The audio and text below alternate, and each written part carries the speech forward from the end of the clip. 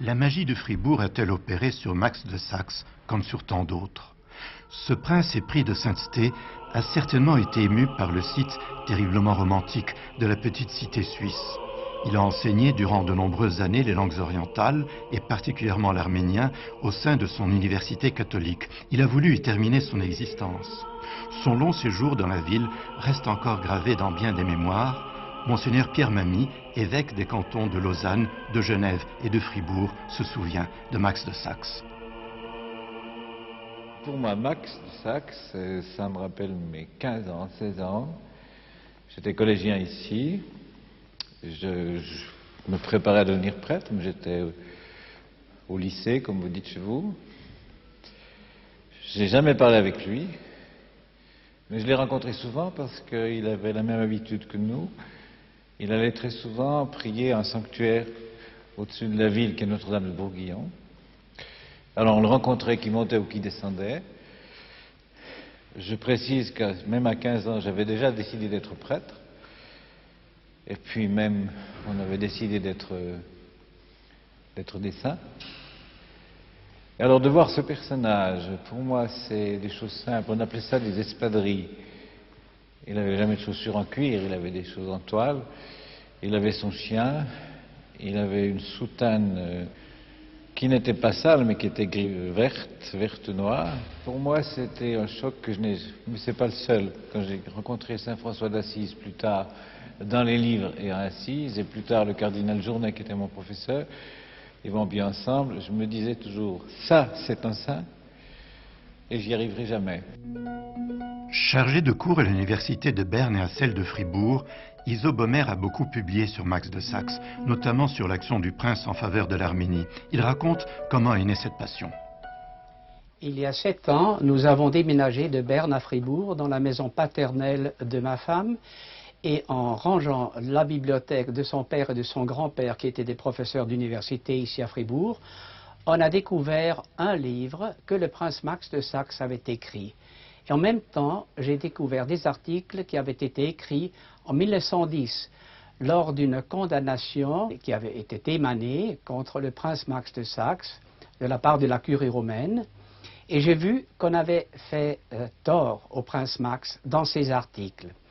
Et j'ai pensé qu'il fallait étudier profondément les circonstances qui ont amené la curie romaine à le condamner, parce qu'il s'agissait d'un article écrit sur la question de l'unité de l'Église.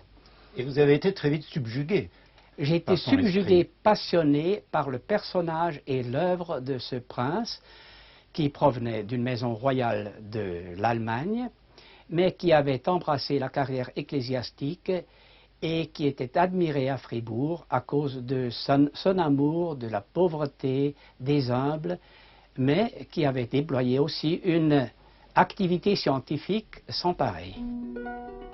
Max enfance heureuse du fils d'un futur roi de Saxe, Georges, et de Maria Anna, infante du Portugal.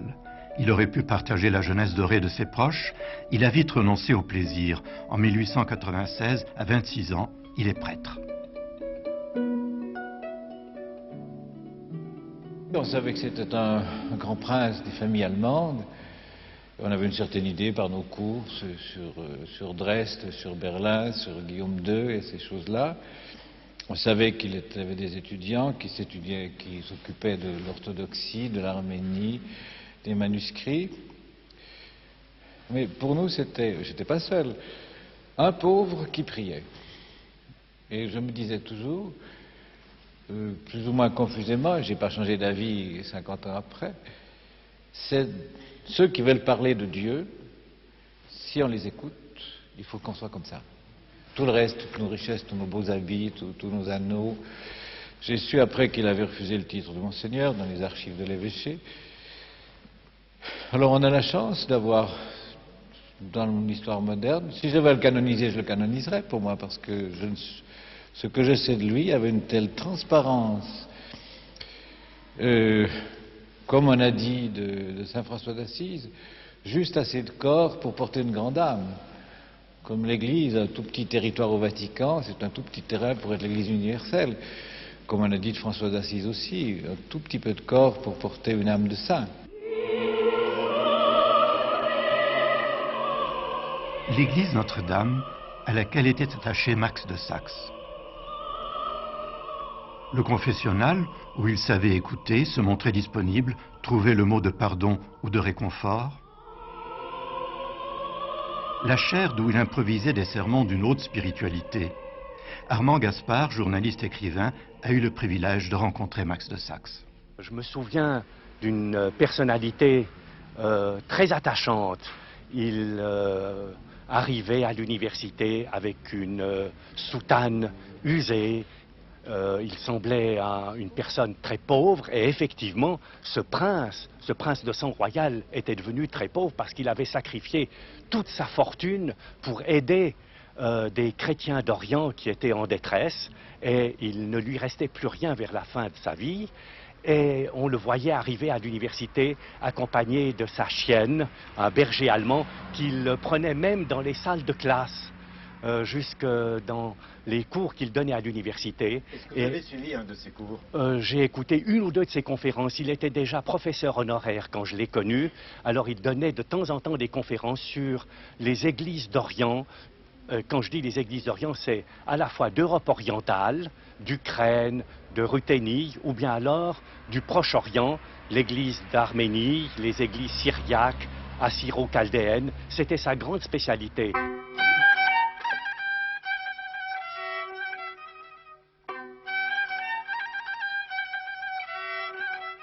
Il était appelé à professer à l'université de Fribourg en 1900, quand il avait 30 ans, comme professeur de liturgie et de droit ecclésiastique. Mais après 2 ans déjà, il avait commencé à s'intéresser aux liturgies orientales et aux églises orientales en général, et il avait commencé à déployer une activité incroyable de voyages, de conférences, de publications. Et en peu d'années, il avait acquis une connaissance très profonde et à partir des sources directes sur ces églises, sur leur histoire, sur leurs saints et sur leur actualité. Il connaissait parfaitement les langues orientales. Il avait étudié une après l'autre le russe, le slavon ecclésiastique, l'arménien, le syriaque, et peut-être la méthode d'apprendre était intéressante.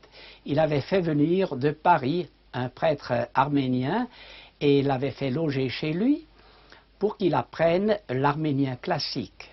Et il donnait ensuite des cours d'arménien lui-même ici à Il ne Fribourg. donnait pas des cours d'arménien, mais en parlant de la liturgie, de l'histoire, de l'Église arménienne, il était amené très souvent à lire des textes arméniens qu'il traduisait naturellement directement pour ses étudiants, mais il avait des connaissances très profondes et il a traduit de l'arménien en latin, par exemple, le texte de la liturgie arménienne. Son œuvre scientifique.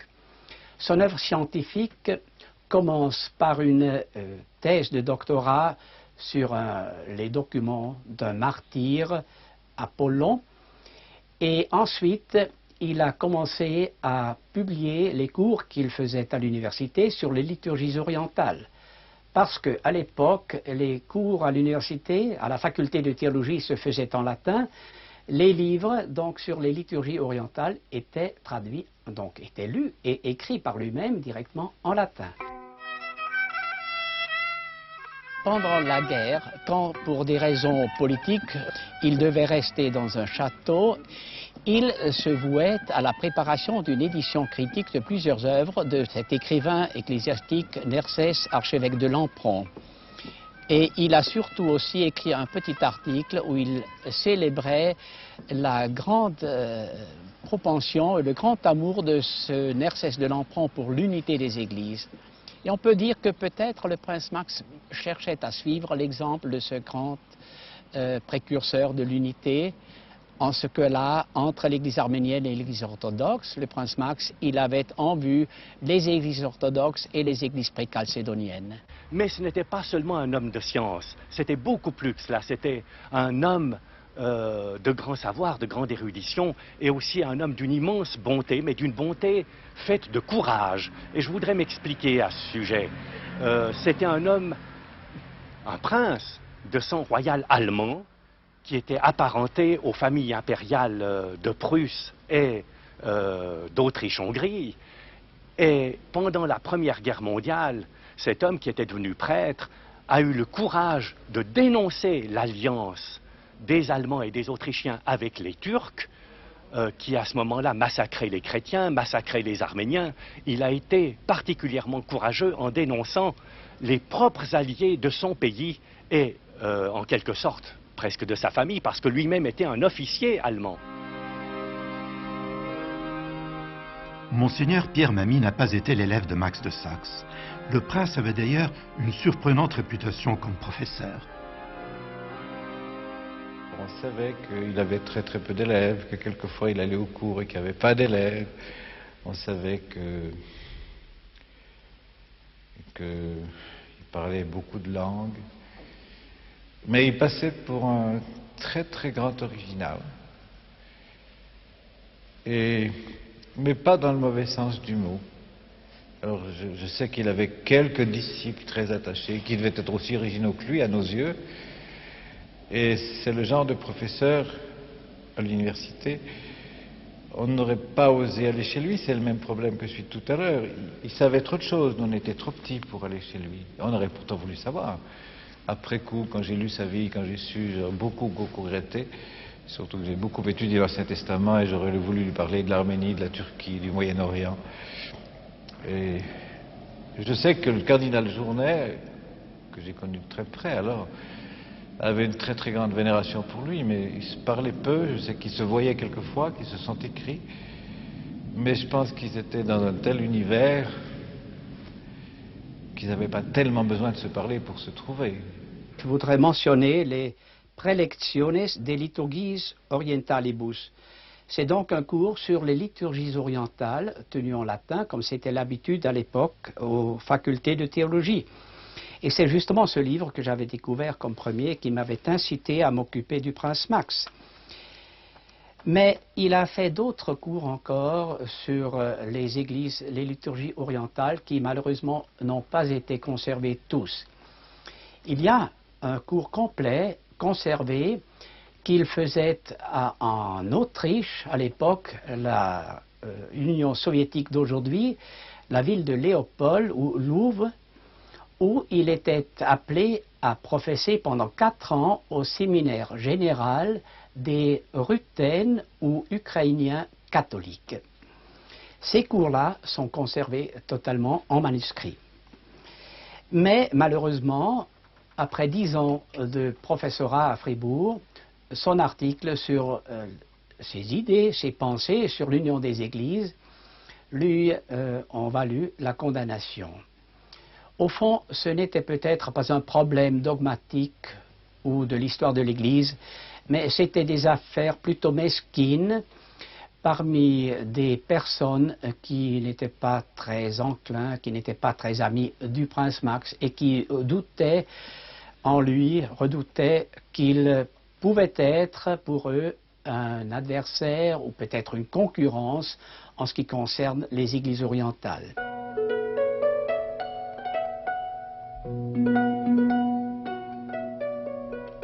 La bibliothèque cantonale de Fribourg, un des hauts lieux culturels de la petite ville. Toujours assoiffé de connaissances, Max de Saxe la fréquentait avec assiduité.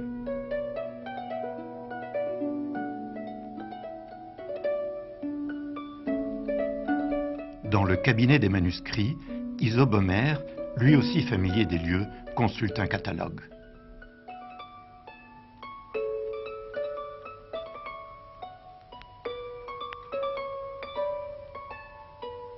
Max de Saxe vivait entouré de livres et, avant de mourir, il a eu la bonne idée d'en faire don à cette bibliothèque de Fribourg où nous sommes.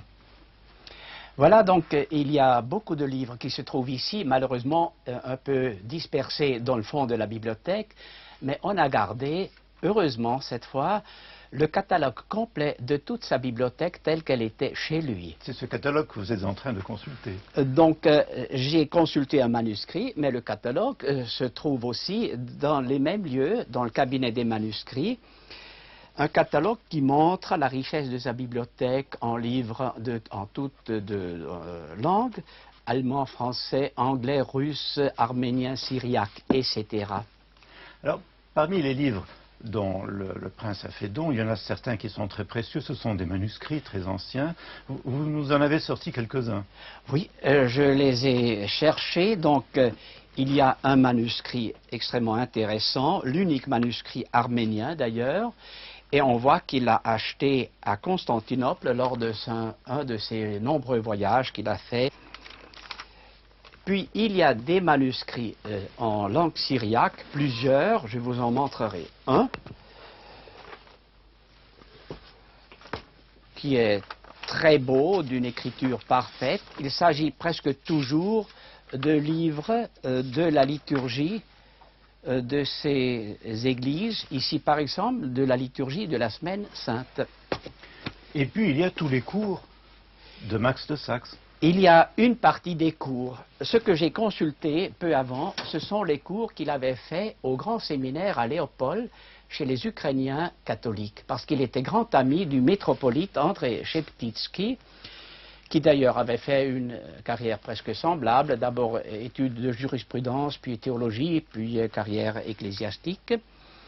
Et c'est là que pendant 4 ans, de 1910 à 1914, il a fait des cours aux étudiants en théologie des Ukrainiens catholiques. Et ces cours ont été conservés en dactylographie, en manuscrit, avec les corrections, les suppléments du prince Max.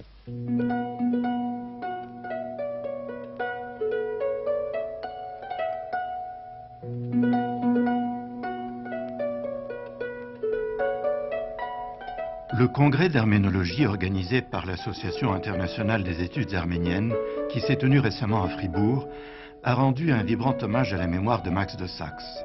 Dans une salle de l'Université de Miséricorde, une pierre votive et une plaque témoignent désormais de la reconnaissance de la communauté arménienne envers ce prince aussi savant que généreux. Le 4e congrès de l'Association internationale des études arméniennes interrompt pour un instant ses travaux pour évoquer la mémoire du prince Max de Saxe, professeur ici à Fribourg, de 1900 à 1912 et de nouveau de 1921 jusqu'à sa mort en 1951. Au fond, le prince Max n'était pas un très grand savant dans le sens méthodique du terme, mais ce qui lui était extrêmement important, ce qui lui tenait à cœur, c'était de faire connaître l'Orient chrétien, tout d'abord aux étudiants de théologie et puis à un public plus large. C'est pourquoi il faisait chaque année des cours publics sur les questions orientales. Au fond, il s'agissait pour lui de faire connaître l'Orient chrétien pour qu'on commence à l'aimer, à le comprendre et pour qu'on puisse surmonter comme ça les difficultés qui règnent toujours entre les églises de l'Orient et de l'Occident. C'était un précurseur de l'œcuménisme. Il a eu même quelques querelles avec le Vatican à cause de cela. C'était un prêtre, il était très fidèle à la foi catholique, mais il estimait en même temps, et je pense que c'est sa connaissance des églises d'Orient qui lui a permis d'avoir cette compréhension pour les religions non catholiques de l'Orient, et il a été en quelque sorte un précurseur de l'œcuménisme qui a pris son développement et son essor après la Deuxième Guerre mondiale, alors que lui est décédé en 1951. Il n'a pas pu voir ce qu'il pressentait. On ne peut pas dire que le prince Max ait eu une influence considérable, justement parce qu'il devait se taire après la condamnation de 1910. Mais on sait que le pape Benoît XV, après Pie X, a fait influencer les pensées du prince Max dans ces mesures qu'il a prises à l'égard des églises de l'Orient. Et en tout cas, de la part des orientaux, ceux qui le connaissent, ils considèrent que le prince Max a eu des idées très précoces et des idées très justes, très équilibrées et qui, au fond, sont admises aujourd'hui partout. Alors, sur le plan de l'Arménie uniquement, est-ce qu'il connaissait bien l'Arménie? Est-ce qu'il y avait séjourné? Est-ce qu'il parlait vraiment bien l'arménien? Est-ce qu'il avait beaucoup d'amis arméniens? Donc, après avoir appris l'arménien classique, qui n'est pas la langue verniculaire, il a fait un voyage en Arménie de quelques jours seulement, mais il s'y était très très bien préparé. Et lorsqu'il fut accueilli à la frontière par un prêtre de Katholikosa d'Ichmiadzin qui lui faisait le discours de bienvenue en allemand. Le prince Max répondit en arménien classique. Et c'est dans cette langue qu'il a toujours conversé avec les prêtres, avec les évêques. Quand le prince Max fait son voyage, il sait très bien que le sort de l'Église arménienne et du peuple arménien n'est pas enviable, ni sous le régime tsariste, ni surtout sous la domination turque. Il pleure devant l'archevêque arménien de Tbilissi en Géorgie, quand celui-ci lui parle de la méfiance des Arméniens vis-à-vis des princes de ce monde et de leur confiance en Dieu. Et il refuse de faire les visites protocolaires chez le sultan à Constantinople, qu'il rend responsable des massacres de 1895. Le prince Max ne pouvait pas se douter en ce moment de ce que les persécutions se répéteraient en 1909 et surtout en 1915 et les années suivantes. Il a bien connu l'Arménie en partant des textes d'abord, des textes des pères, puis en connaissant très bien profondément la liturgie, et malgré son petit voyage de quelques jours seulement, il faut dire qu'il a connu l'Arménie profondément. Il faut ajouter qu'il a fait la connaissance de l'Arménie aussi au Liban, à Jérusalem, et surtout dans les deux couvents de moines mékitaristes à Venise et à Vienne, où il descendait souvent. À part mes préoccupations scientifiques, c'est un sentiment de sympathie pour une nation qui a subi fréquemment un sort vraiment cruel qui m'a poussé et qui me pousse encore à éprouver un vif intérêt pour votre peuple. C'est donc à juste titre que le prince Max de Saxe mérite une plaque commémorative qui, vu les circonstances, se limite à relever son apport scientifique et humain à la cause de l'Arménie. Mais il mérite un souvenir bien plus vaste et plus profond dans nos cœurs pour tout ce qu'il a dit, fait et souffert en vue de l'union des Églises, du rétablissement de la justice et de la paix dans le monde, d'une métanoïa, d'une conversion radicale de l'humanité en train de se perdre parce que, égaré de la seule source, Dieu. Nous voici réunis devant la pierre commémorative en l'honneur du prince Max. La pierre a une valeur très symbolique, étant donné que c'est du tuf qui nous vient de l'Arménie et qui a été un don généreux de la communauté arménienne de Genève. Le symbole en haut, le khachkar, la croix en pierre, est le symbole du christianisme arménien. J'invite donc M. Thierry d'en dire quelques mots. C'est un monument votif qui est assez propre à la religion arménienne et qui est apparu vers le IXe siècle et qui s'est surtout développé au XIIIe, XIVe jusqu'au XVIIe et qui n'est pas entièrement disparu à l'heure actuelle, car je sais qu'en Arménie soviétique on fait encore des ratchkars. Ce qui est intéressant, c'est la signification du ratchkar.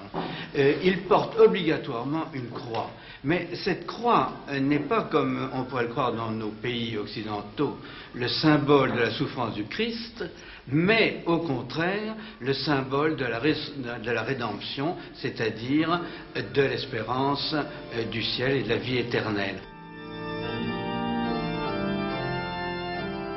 Peu à peu, j'ai pu trouver quelques souvenirs qui se trouvent maintenant chez moi. Il y a tout d'abord une xylographie grecque qui représente la Vierge, source de vie. Et puis j'ai le masque mortuaire, une réplique du masque mortuaire. Puis j'ai un meuble qui appartenait au prince Max de Saxe, qui m'a été vendu par une dame qui était en possession de ce meuble. Et finalement, un souvenir absolument émouvant, parce que lorsqu'il était mort et les fidèles pouvaient passer devant le cercueil pour le vénérer une dernière fois, les sœurs de Saint Canisius avaient ouvert un livre dans lequel chaque visiteur pouvait s'inscrire Et après des décennies, j'ai trouvé là-dedans le nom de plusieurs personnages importants comme le cardinal Hume de Londres, d'autres personnages considérables et d'une jeune fille de 16 ans qui est devenue ma femme. Je regarde au fond toutes les maisons où il a vécu, les rues qu'il a parcourues, l'université où il a enseigné. C'est pour moi toujours un souvenir du prince. Et au fond, toute ma vie est remplie maintenant du prince Max de Saxe. Et je suis très heureux de pouvoir étudier à fond ses œuvres, sa vie, sa correspondance et tous les souvenirs qui ont été gardés par les autres. Oui, je voudrais terminer par ça. Le prince Max de Saxe disait souvent le peuple arménien n'est pas un objet d'étude scientifique, c'est beaucoup plus que cela. C'est un peuple qu'il faut aider et qu'il faut aimer. Et j'aimerais faire la comparaison avec certains prêtres dont on dit qu'ils sont mariés avec l'Église. Je pourrais dire que le prince Max de Saxe était marié avec l'Arménie. Pour moi, ce sont ces gens dont quand on apprend la mort, on n'est pas triste. Parce que moi, j'avais la certitude que c'est, parce que je crois au purgatoire et l'enfer, que c'est un homme comme Sainte Thérèse d'Enfant Jésus, votre compatriote.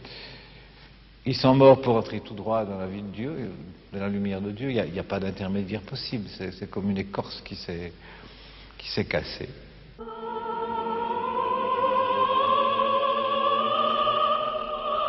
Max de Saxe a demandé à être enterré dans le petit cimetière de Bourguillon, dans la banlieue de Fribourg. La tombe où il repose se distingue à peine de celle des sœurs de la congrégation mariale à laquelle il a consacré tant d'efforts et une partie de sa fortune. Max de Saxe sera-t-il un jour canonisé? La communauté arménienne ne serait pas la dernière à le souhaiter et à s'en réjouir.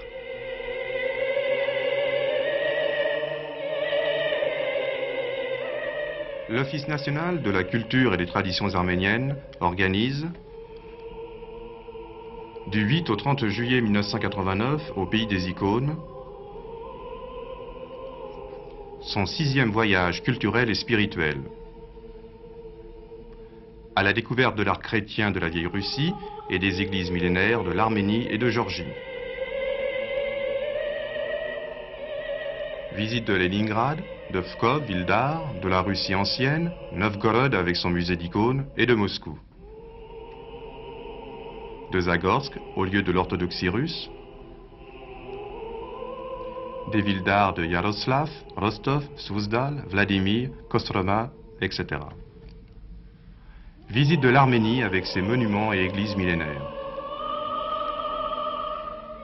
De la Géorgie avec ses églises orthodoxes des 11e au 14e siècle. Une extension aura lieu en Ukraine, pour ceux qui le désirent, à Kiev, Lvov et en Crimée à Yalta. Ou en Asie centrale, à Tachkent, Samarcande et Bukhara.